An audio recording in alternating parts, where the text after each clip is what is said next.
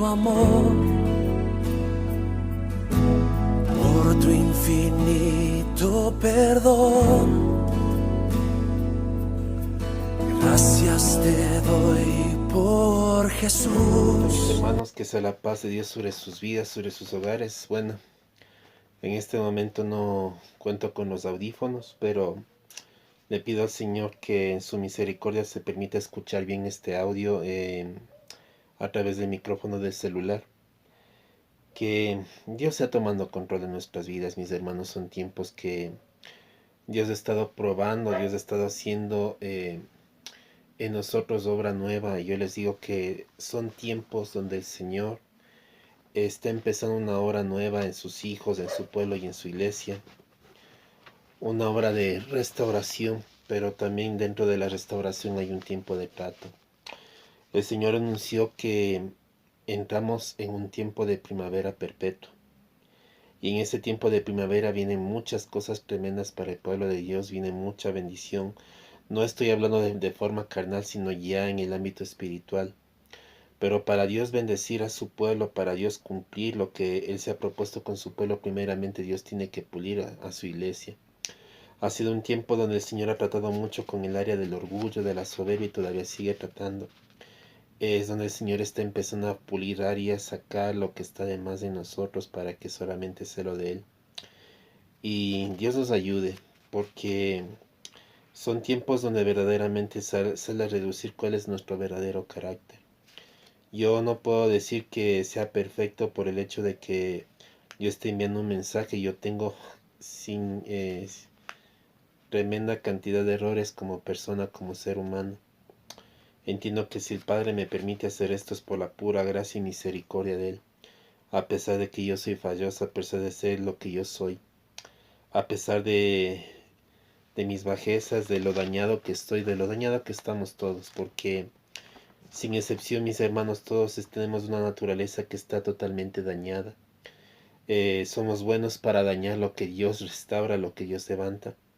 Cuando Dios levanta una obra poderosa, nosotros dañamos muchas veces lo que el Señor hace. No estoy diciendo que Dios no es perfecto ni nada por el estilo, sino que muchas veces nosotros tendemos a hacer daño a las cosas que el Señor nos pone como bendición.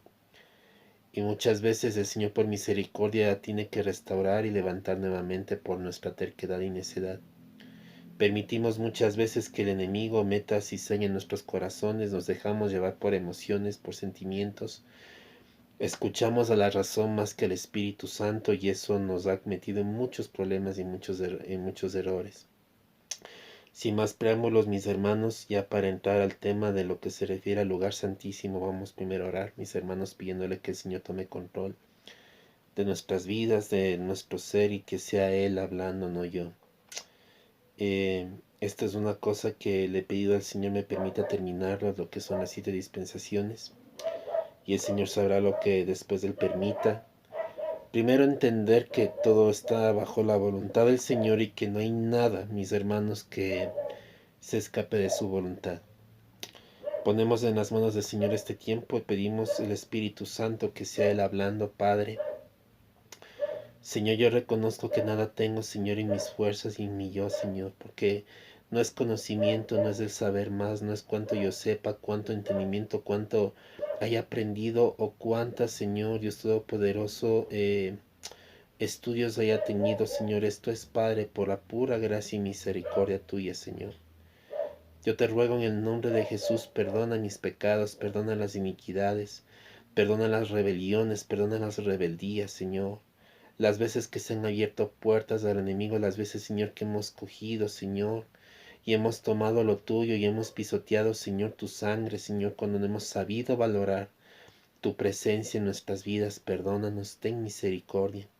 Perdona las veces, Señor, en que hemos, Señor, Padre, menospreciado tu nombre. Perdona las veces, Señor, y hablo por mi propia vida, cuando no hemos sabido ser luz. Cuando, Padre, predicamos, Señor, pero no vivimos lo que predicamos. Perdónanos, Padre, porque muchas veces, Señor, hay tanto concepto, hay tantas cosas de nosotros, pero, Señor, tú quieres una vida, Señor, tú quieres fruto. Padre, la vida eterna, Señor, no es, Padre, vivir para siempre, Señor, es tener tu vida. Perdónanos porque no hemos entendido y todavía no entendemos, Padre, lo que significa, Señor, tener la vida eterna, lo que dice en Juan 17:3, que te conozcan a ti, el único Dios verdadero, y a Jesucristo que tú has enviado, Señor. Lo que, Padre, por misericordia permitiste, Señor, que se suba este sábado. Padre, que se te conozca primero a ti y que que conozcamos a Cristo.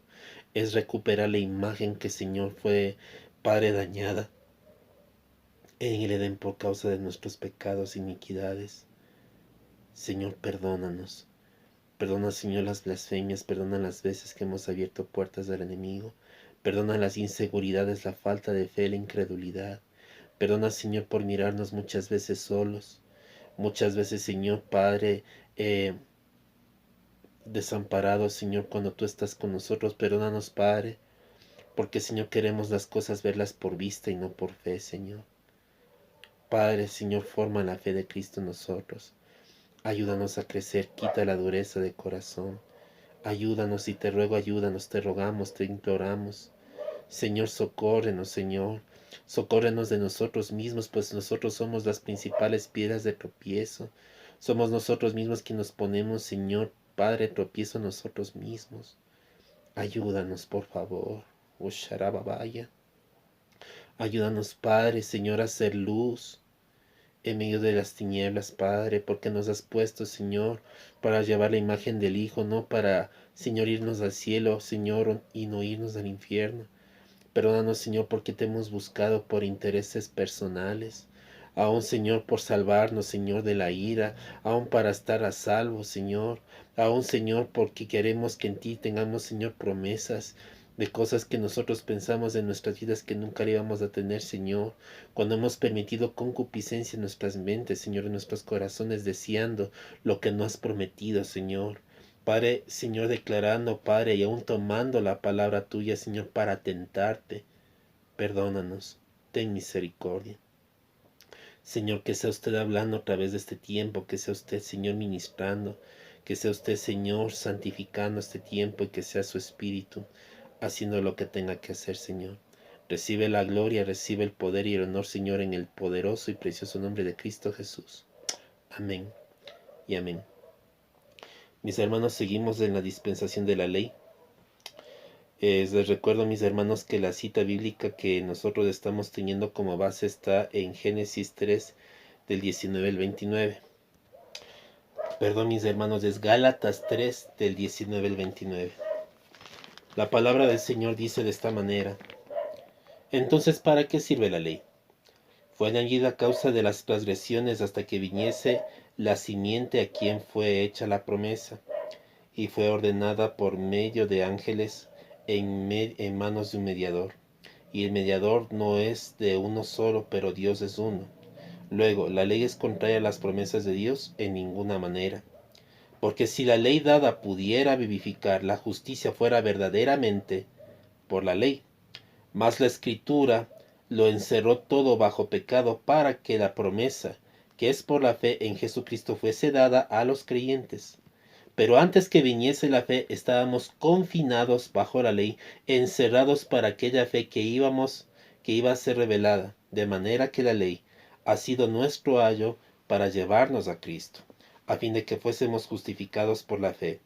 Pero venida la fe, ya no estamos bajo ayo, pues todos sois hijos de Dios por la fe en Jesucristo. Porque todos los que habéis sido bautizados en Cristo, de Cristo estáis revestidos. Ya no hay judío, ni griego, ni hay esclavo, ni libre, no hay varón ni mujer, porque todos vosotros sois uno en Cristo. Y si vosotros sois de Cristo, ciertamente el linaje de Abraham sois, y herederos según la promesa. Amén.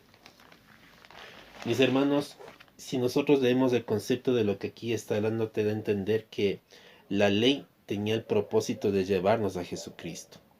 La ley no era con el propósito de que en esta tú cumplas cosas y preceptos para tú llegar a alcanzar o para que tú seas acepto por Dios. Ya en Cristo tú eres acepto por medio de su sangre. La ley tenía como función hacerte ver la impotencia del hombre en sí mismo de alcanzar a Dios por sus propios medios. La ley te mostraba la incapacidad de ser humano para que, para que pueda alcanzar lo que es la vida de Dios. Era imposible para el hombre alcanzar una salvación tan grande por medio de las obras humanas, tomando en cuenta que la naturaleza del hombre estaba perdida, estaba dañada por causa de la rebelión, por causa del pecado. Ahora si tomamos en cuenta lo que dice la palabra, y esto ya lo vamos a analizar después, cuando habla de la simiente, dice que entonces ¿para qué sirve la ley? Fue añadida a causa de las transgresiones hasta que viniese la simiente a quien fue hecha la promesa, y fue ordenada por medio de los ángeles en manos de un mediador. Nosotros podemos ver esa promesa que está en Génesis 3:15, cuando dice que la simiente de la mujer pisará la simiente de la serpiente en la cabeza, pero éste la herirá en el calcañar a la simiente de la mujer. Entonces, cuando habla de la simiente, específicamente habla de esta simiente que es Cristo Jesús. Más adelante estamos viendo que el Señor, a través de la ley, lo que quiso enseñarte es que la ley no te puede salvar. La ley no te salva. Lo único que a ti te puede salvar y acercarte a la presencia de Dios es Jesucristo.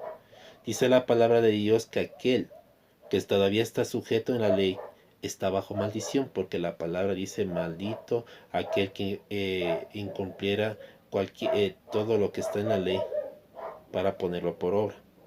Todo el que quiere ser salvo por ley, por ende, está bajo maldición, y ya sabemos para qué lugar se va. Luego vamos a tocar ese tema porque esto tiene que ver con el tema de la gracia, pero quería entrar con esa parte para que entendamos por qué este concepto. No pude leer por el tiempo, más que todo por la ocupación que tenía laboral, y no entré directamente a esta cita. Sin embargo, es necesario que retomemos cada vez que entremos en esta dispensación para que entendamos qué es lo que Dios quiere hacer con nosotros.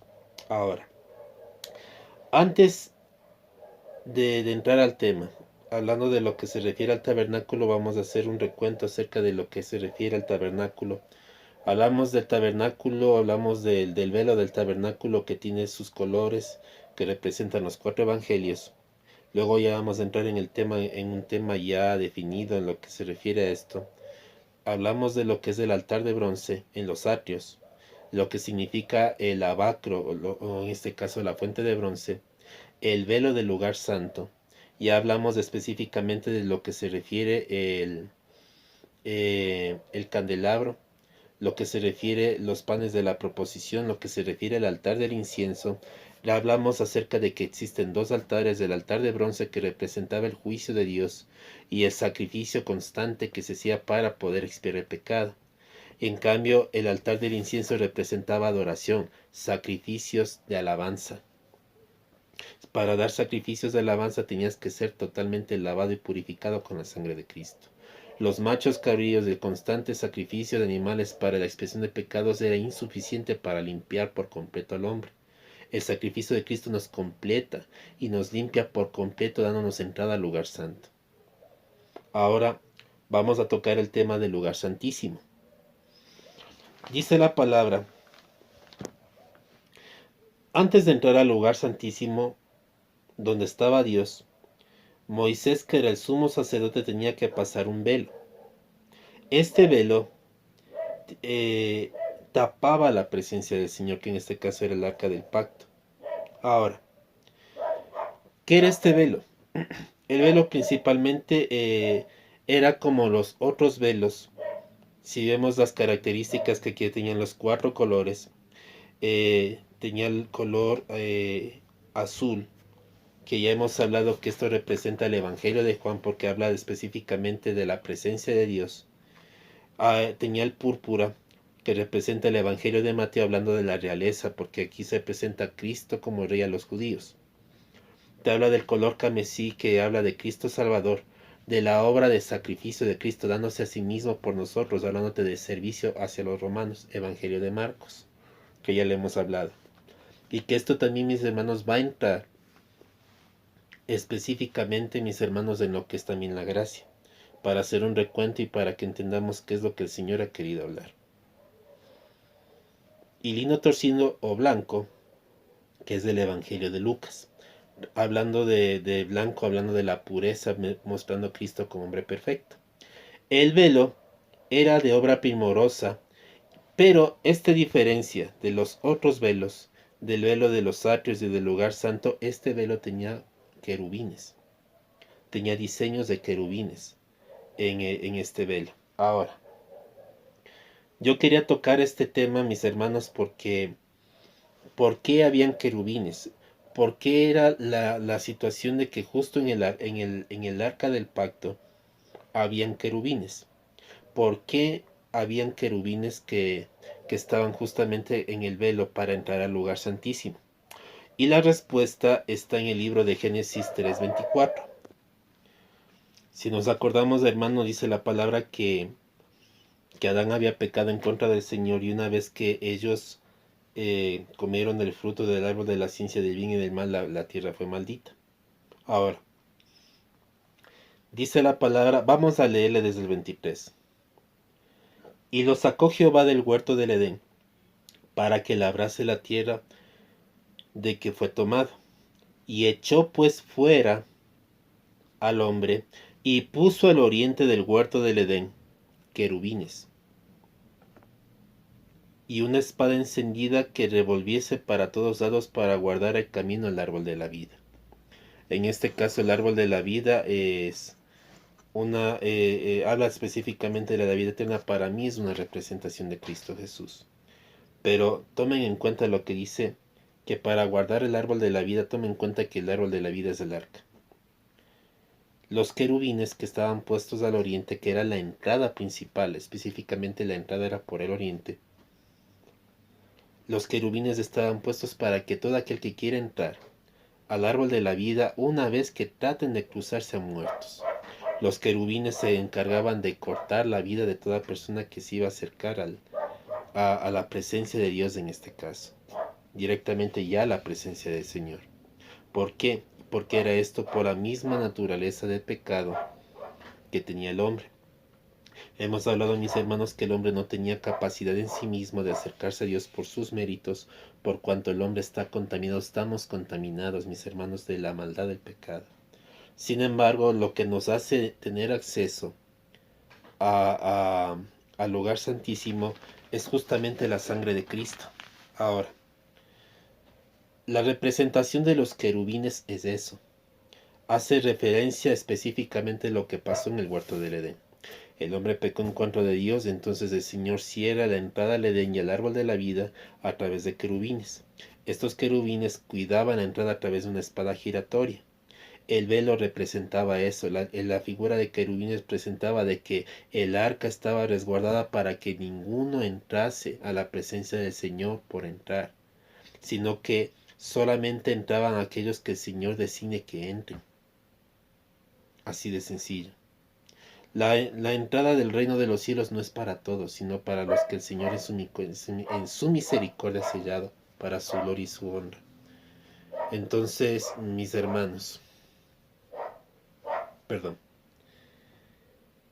El velo tapaba la presencia de Dios hasta el sacrificio de Cristo Jesús, donde el velo fue rasgado según Lucas 23:45.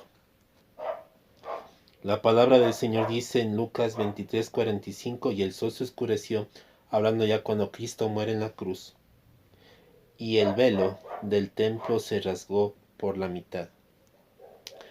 Mis hermanos, y el simbolismo de esto es de que todo lo que impedía el paso al hombre a entrar al lugar santísimo, Cristo en su muerte y en su sacrificio lo quitó de en medio.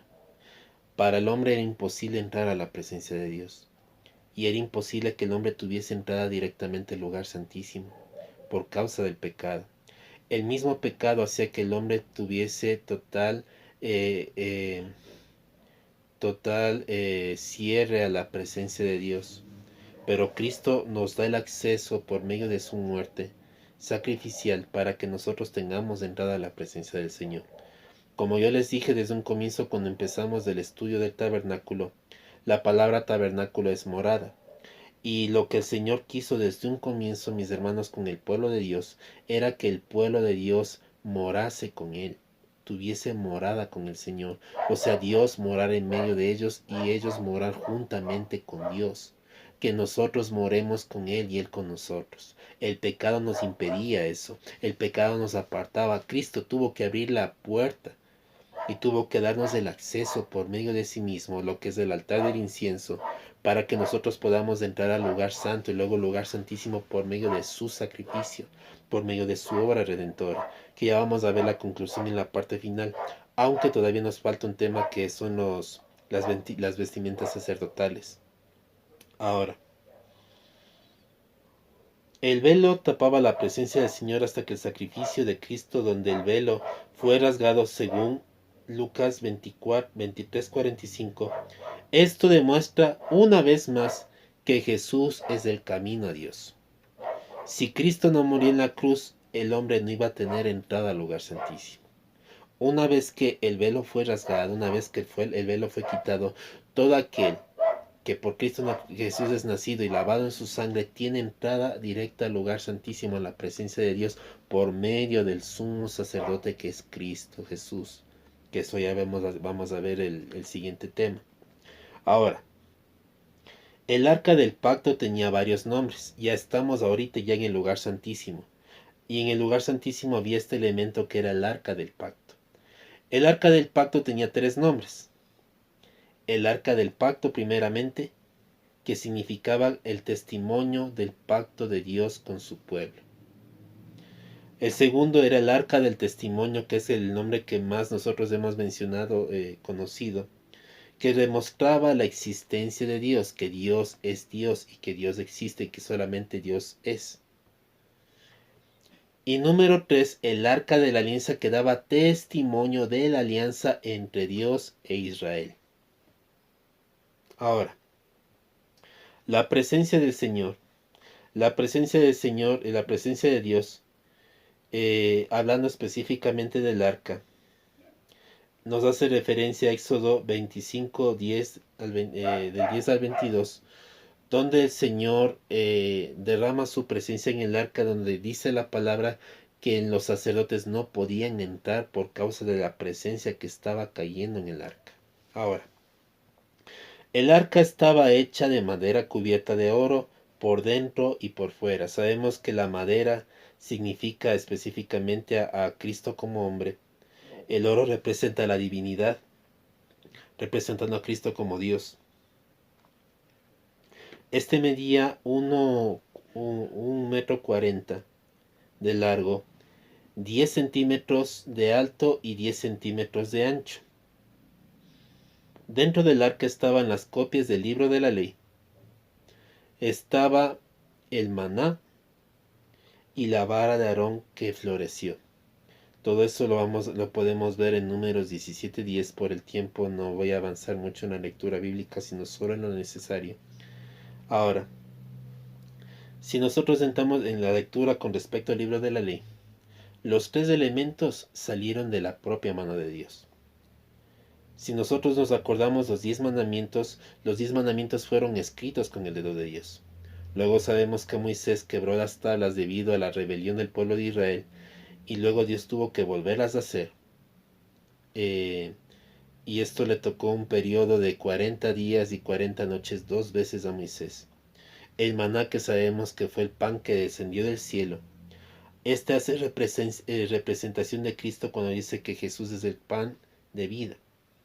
Sin embargo, si nosotros vamos al contexto sobrenatural, este pan era caído del cielo. Este no era un pan preparado por hombres, ni de material humano, ni de material de la tierra. Este era un pan celestial, era un pan directamente enviado de Dios. Y la vara de Aarón que reverdecía. Esta vara no tenía raíz. Sin embargo, para mostrar el poder de Dios y la autoridad de Dios y la decisión de Dios en la elección del sacerdocio, Dios hizo reverdecer la vara de Aarón. Y la vara no tenía fuente de agua, no tenía nada de eso, pero la vara reverdecía para hacer entender que Dios tiene todo el poder. Todas estas eran de mano de Dios. Y estas 3 estaban dentro del arca. Desde el arca le hablaba Dios a Moisés, según como está escrito en Éxodo 33:11. Solamente Moisés entraba cuando Dios lo llamaba. En el contexto que leí decía cuando él quería. Obviamente no era cuando él quería, porque él también temía a Dios, sino el momento que Dios lo llamaba a su presencia, él iba. Él iba directamente y entraba en el arca. Moisés. El sumo sacerdote solamente entraba una vez al año para ofrecer sacrificios de expiación por todo el pueblo con sangre.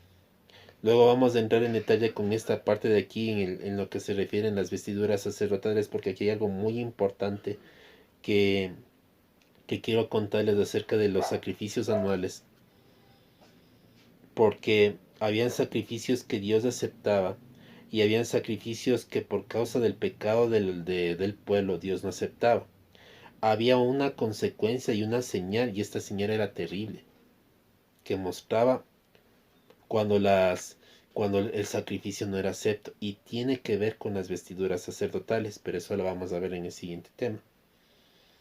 Dice: ahora ya no hay sumo sacerdote que se presente ante Dios, sino Jesús. Ahora, no quería contarles esto en este momento, pero por el tema por el que estoy entrando en esta parte bíblica, se los voy a decir. Dentro de las vestiduras sacerdotales habían unos ganchos, había una especie de ganchos aquí, en los hombros, o en la parte de la espalda, no me acuerdo en la qué posición, y habían otros ganchos en la parte de afuera. Ahora, ¿qué función cumplían estos ganchos en la vestidura sacerdotal? Que tiene que ver mucho, mis hermanos, con los sacrificios anuales. Y la señal es espantosa cuando el sacrificio no es acepto. ¿Por qué razón? La señal de que el sacrificio no era acepto era que Dios consumía al sumo sacerdote. Si el sumo sacerdote ofrecía el holocausto porque entraba a la presencia del Señor y el sacrificio no era acepto delante del Señor, el sumo sacerdote moría en el lugar santísimo, consumido. Entonces, lo que hacía los levitas era utilizar estos ganchos para arrastrar el cuerpo fuera del lugar santísimo, porque ellos no podían ingresar sino solamente el sumo sacerdote. Entonces, ¿por qué hago referencia a esto? Porque en Hebreos 5:5 te hace entender que el sumo sacerdote, y esto es tremendo, y esto es en el Espíritu. Habían ofrendas que Dios aceptaba y había ofrendas que Dios no aceptaba, y ahí te enseño la señal. Pero la ofrenda de Cristo fue acepta por completo, una vez y para siempre. La ofrenda de Cristo fue acepta para siempre. Por ende, ya no necesitamos un sumo sacerdote físico, porque Cristo es el sumo sacerdote. Y Él está a la diestra del Padre intercediendo por nosotros. Y esta es una tremenda revelación que el Señor pone. La cubierta del propiciatorio, que es la tapa del tabernáculo, era de oro puro, labrado con martillo y cubierto de oro, y formada junto con los querubines que estaban encima también en el propiciatorio, formaban el trono de Dios. Miren la importancia. Ahora, entrando con lo que son los querubines, cada extremo del propiciatorio había una figura de un querubín labrado a martillo y cubierto de oro. Esto lo vamos a encontrar en Éxodo 37 del 7 al 9. Esta lectura no la voy a hacer. Y dice: un querubín labrado a martillo, cubierto de oro. Cada uno tenía sus alas extendidas por encima del arca, y sus alas se topaban, cubriendo sus rostros que estaban enfrentados. Esto es tremendo porque aquí te muestra tres cosas. Los querubines se podían mirar entre ellos, pero miraban hacia abajo. Dos razones por las que miraban hacia abajo. La primera, esto demuestra que los querubines estaban en la presencia del Señor. Si tú te vas al libro de Isaías 6, cuando el Señor le hace el llamamiento a Isaías, ¿qué tú miras en la visión? La palabra te habla de serafines. Aquí no te menciono querubines. Pero imagínate el tipo de adoración que en el cielo se daba. Mis hermanos, el tipo de adoración que en el cielo se daba era una adoración de temor. no por perderse, no por perder salvaciones ni nada por el estilo, sino que había un temor reverente total a Dios, en los cuales era tanta la reverencia que no se atrevían a mirar el rostro de Dios de la reverencia que tenía. Dice la palabra del Señor que sus dos tenían dos alas que cubrían sus pies, que en este caso se refiere a sus caminos. Lo que en este caso nos puede hablar del lavacro que ya hablamos y que luego vamos a retomar esa parte al final.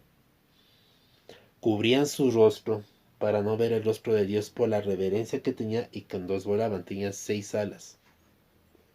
Entonces, esta es una referencia que te hace. El rostro de los querubines estaba abajo, estaba hacia abajo, aunque se miraban fijamente, pero estaba hacia abajo. Dos funciones que esto hacía. La una era total humillación ante la presencia de Dios. Dos, para mirar el sacrificio de sangre que se estaba ofreciendo en el propiciatorio. Entonces todo eso es importante conocer, mis hermanos. Y yo les digo, el sacrificio que se ofrecía, mis hermanos, en el propiciatorio era un sacrificio constante. El sacrificio anual era para ver si el sacrificio era acepto o no delante de Dios. Ya Cristo ofreció un sacrificio, y ese sacrificio ante los ojos de Dios fue acepto para siempre. Todos los que hemos recibido al Señor, por la misericordia del Señor, ya somos aceptos. Ya ni más sacrificios que darme, refiriéndome al sacrificio de animales y de corderos. El único sacrificio que nosotros entregamos a Dios es sacrificios de alabanza, frutos de labios que confiesan su nombre, lo que es el altar del incienso.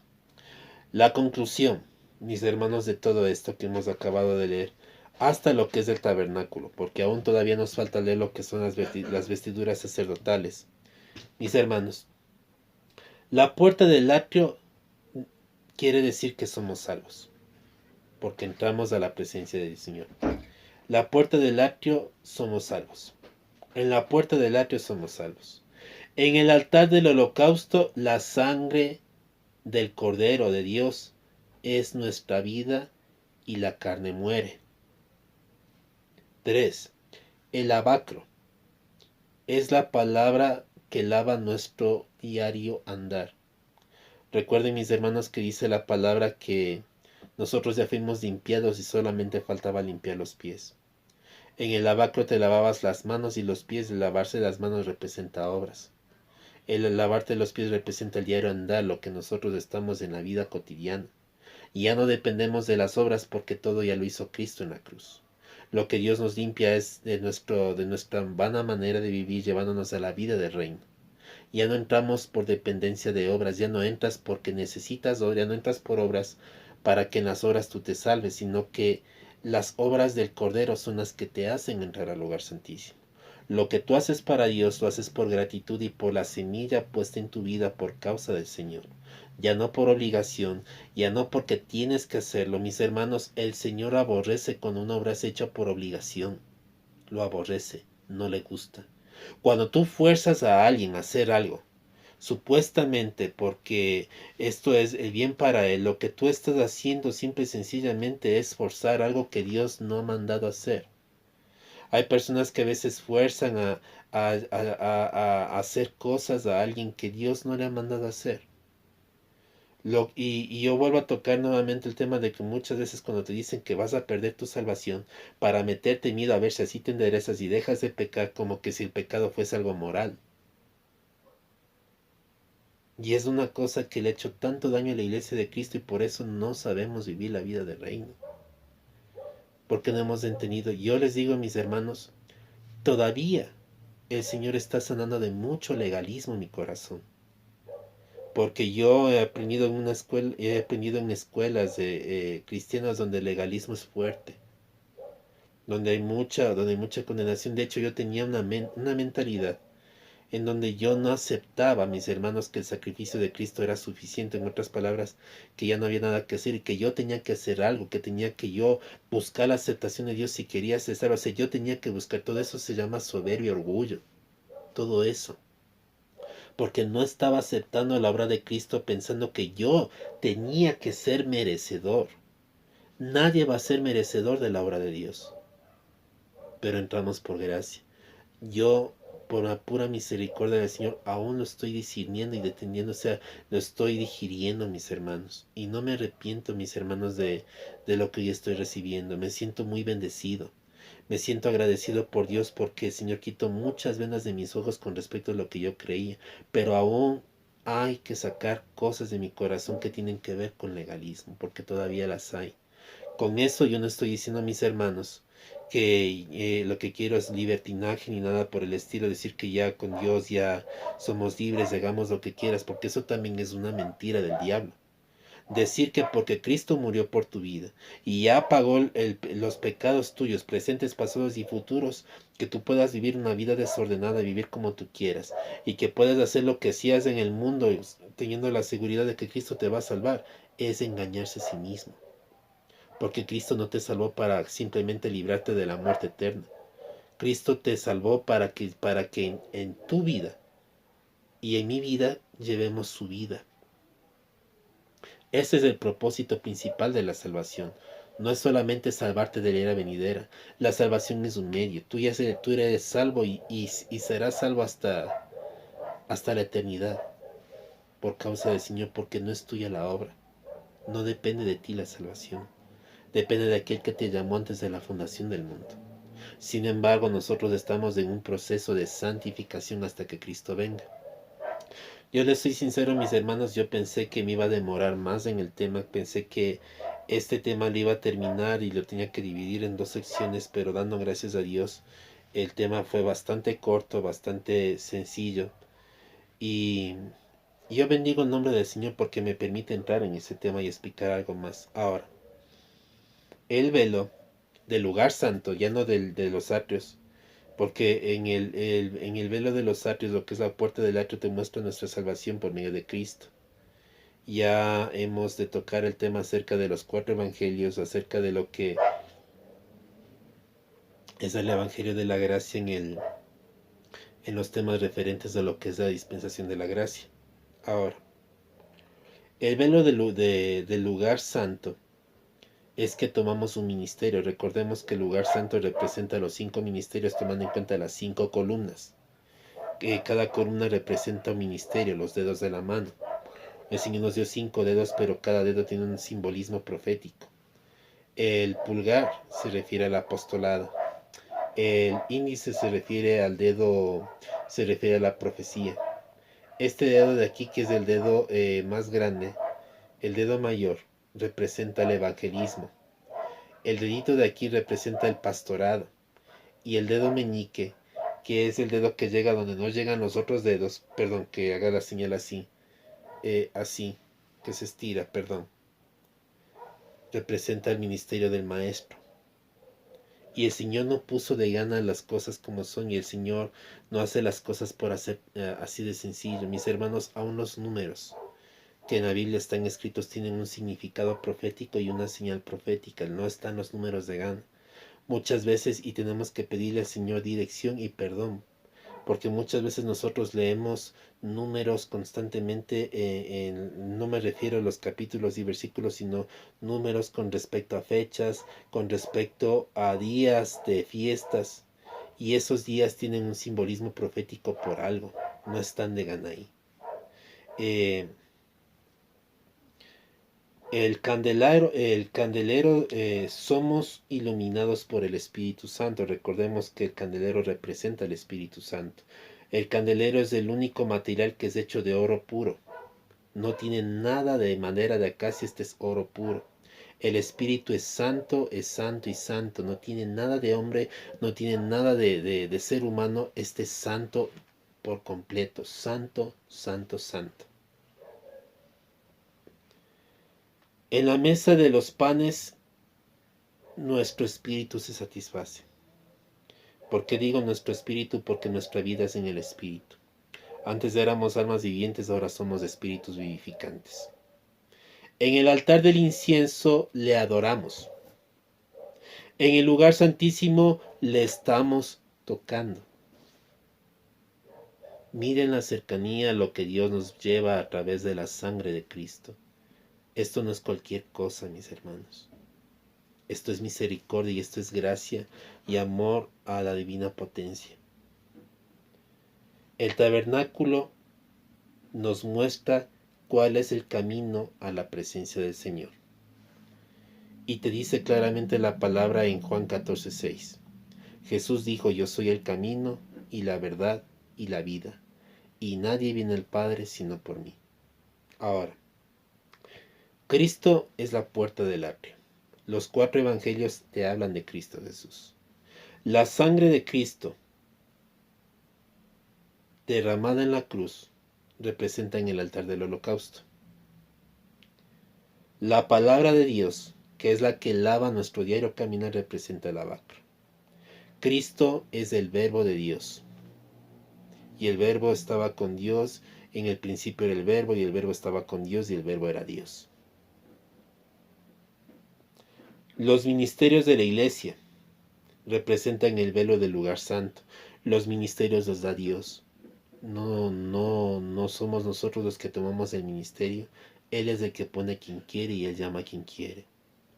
Yo les dije alguna vez que los ministerios no son rangos, que los ministerios no son posiciones, los ministerios son llamados. Y cada ministerio tiene, mis hermanos, su precio a pagar. Y una de las cosas que el apóstol Pablo decía a los que muchas veces quieren llegar a ser apóstoles, que quieren tener el ministerio apostólico más grande, mis hermanos, el precio que el apóstol Pablo como apóstol pagó fue un precio muy grande. Perseguido, pasando amenazas de muerte, siendo rechazado, ignorado, pasando enfermedades, pasando multitudes de cosas, pasando muchas veces hambre, muchas veces teniendo para comer, muchas veces no teniendo, mis hermanos, pasando peligros de espada, peligros de cuchillo, peligros de ladrones, peligros de bestias, mis hermanos, tantas cosas, y esos son precios, peligros de persecución por el Evangelio, y esos son prácticamente las marcas del apóstol. Porque prácticamente un apóstol es un misionero. Es un hombre que lleva la palabra por multitudes de lugares. De hecho, el apóstol es el que levanta lo que es la obra. Es el que extiende la obra. Lo mismo el profeta de Dios. Pensamos que es algo tremendo cuando alguien dice yo soy el profeta de Dios y las multitudes le siguen y tienen que honrar porque soy un profeta. Mis hermanos, si supieran lo que verdaderamente un profeta pasa y lo que es verdaderamente un profeta de Dios, nos daríamos cuenta. Tratados como locos, perseguidos, por decir la verdad. Cuando se suelta una palabra profética muchas veces con riesgo de ser asesinados. Esto le pasó a Isaías cuando fue serruchado vivo. Le pasó a Jeremías cuando casi era hundido en el cieno, cuando fue metido en la cárcel, cuando prácticamente pasaron por cosas. Un profeta que dice que le iban a tener con pan de dolores hasta el día que el rey acá venga en paz, cosa que nunca sucedió, por lo que quiere decir que tal vez el profeta murió en la cárcel. Juan el Bautista decapitado. Elías y Eliseo, por la misericordia del Señor, no murieron, pero las persecuciones que llegaron a tener a Elías prácticamente llegó un momento en que él prácticamente se bajoneó emocionalmente por eso. Y te puedo poner muchos ejemplos. El profeta Daniel lanzado en el foso de los leones. Sadrach, Mesach y Abednego prácticamente iban a ser quemados vivos si no fuese por el poder de Dios. Y te puedo poner millares y millares de ejemplos. Mis hermanos, un ministerio no es un rango, no es una posición, mis hermanos. Y una persona que mire al ministerio de apóstol como una posición, tal persona está ciega, tal persona no ve, porque lo que está haciendo es queriendo buscar para sí lo que Dios ha dado. Dios da quien quiere. Mis hermanos, yo no escogí mis hermanos ser músico o estar arriba en una plataforma, mis hermanos tocando un piano o cantando. Yo no lo escogí. Y el Señor me puso. Y muchas veces hay gente que quiere la posición, he querido la posición que yo tenía. Hay gente que quiere la posición de gente de púlpito porque son los vistos. Hay personas, y esto sí es, mis hermanos, de admirar, aquellos que quieren ser intercesores, los intercesores, y se los he dicho muchas veces, el intercesor es el ministerio que menos se ve, es el que menos se ve, es el que menos se toma en cuenta, es el que no recibes aplausos porque prácticamente estás mirando, estás en una intimidad con Dios en la cual tú oras y nadie te está viendo lo que tú oras. Esto es algo tremendo. Ese es el ministerio que Dios más valora y es el más menospreciado por el hombre, porque nadie te ve. Y Dios tiene que sanar muchas cosas en la iglesia de Cristo. Ahora, el altar del incienso representa adoración. En el lugar santísimo, estoy leyendo otra parte. Ya, el Espíritu Santo, el candelero de oro. Cómo Cristo satisface nuestra alma, satisface nuestro espíritu. Panes de la proposición. La adoración, el altar del incienso, y a Dios mismo, el arca del testimonio. La conclusión, Cristo es el todo y en todos. Por Cristo entras, por Cristo tienes acceso a la presencia del Señor y en Cristo tenemos vida. Gracias, bendito Padre, por la revelación que tú nos das, Señor, en esta noche. Gracias, Señor, por tener misericordia de nosotros, aun cuando somos, Señor, pecadores delante de ti. Gracias por mirarnos, Padre, por medio de la sangre, que es la sangre del Cordero de Dios, que es la sangre de Cristo. Gracias, Señor, porque por nuestros medios nunca hubiéramos llegado a tu presencia. Cosas, Señor, hermosas, de cómo, Padre, a ti te ha placido, Señor, mirarnos, Señor, Padre, no, Padre, Señor, en nuestros haceres, sino mirarnos a través de la sangre de Cristo. Señor, perdónanos cuando no hemos sabido, Señor, abrir los ojos. Perdona nuestras iniquidades, nuestros pecados, nuestras ofensas, Señor. Perdona las veces, Señor, que no hemos sabido, Señor, consultar tu presencia, Señor, antes de hacer las cosas. Hoy tenemos acceso. Perdona por no aprovechar el acceso que tenemos al lugar santísimo. Perdónanos, Padre, por no aprovechar, Señor, la bendición que nos has dado a través de la salvación, porque no solamente nos salvaste para que ya no vayamos al lugar de tormento, nos salvaste para tener un encuentro contigo, para volver a la vida del reino, Señor de la gloria. Perdónanos por no saber aprovechar la obra redentora de Jesús en nuestras vidas. Lo que antes no podíamos, hoy podemos. Perdónanos por menospreciar las bendiciones, Señor, y la gran bendición de tener entrada al lugar santísimo por medio de la sangre de Cristo.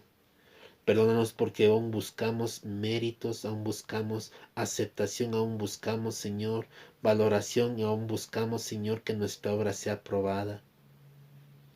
Cuando, Padre, no es nuestra obra, es tu obra en nosotros. Perdónanos.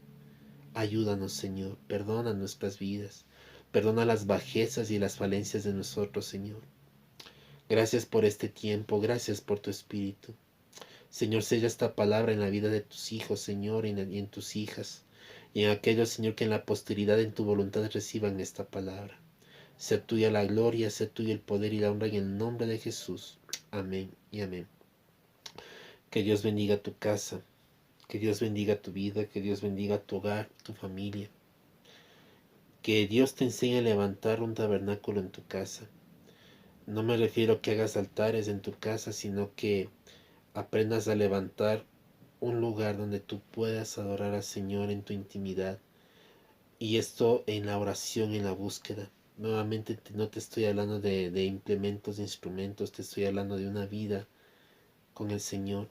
Que tú y tu casa miren la gloria de Dios y que el Señor cumpla el plan que tiene contigo y te abra los ojos acerca de lo que Él tiene para tu vida. Dios te bendiga y te dé la victoria en Cristo Jesús. Amén y amén. Estamos despedidos, mis hermanos. La paz de Dios sobre sus vidas.